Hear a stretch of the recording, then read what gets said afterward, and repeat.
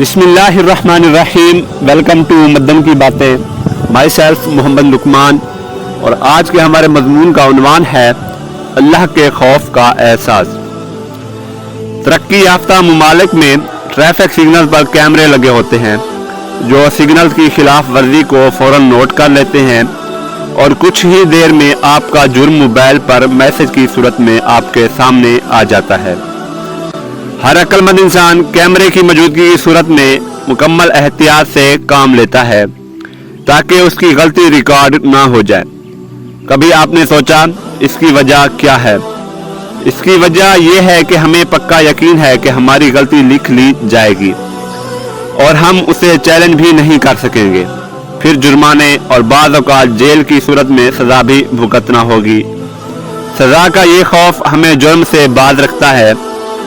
इस निज़ाम से बहुत मजबूत और गलती से पाक एक निज़ाम अल्लाह रब्बुल इज़्ज़त ने भी नस्ब कर रखा है। दो फरिश्ते जो सुबह शाम 24 घंटे हमारे हर अमल के पक्के गवाह हैं, यानी किरामन कातिबीन। इन फरिश्तों में से एक इंसान के दाएं तरफ होता है जो नेकियां तहरीर करता है और एक उसके बाएं तरफ होता है जो बुराइयां लिखता है। क्या हमें वाकई ये यकीन है कि हमारी नेकियां और बुराइयां लिखी जा रही हैं और एक दिन भरे मजमे में हमारे सामने पेश की जाएंगी?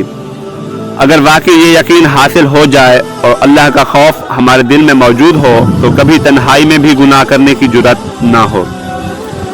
किस कदर अजीब बात है ना कि हम लोगों को देखने का तो लिहाज करते हैं लेकिन दो जहानों के मालिक को देखने की अहमियत नहीं देते। मेरे भाइयों, जो गुजर गया उस पर निदामत के साथ सच्ची तौबा कीजिए और आइंदा से एक पाक साफ और सुथरी जिंदगी गुजारने का अज़म कीजिए।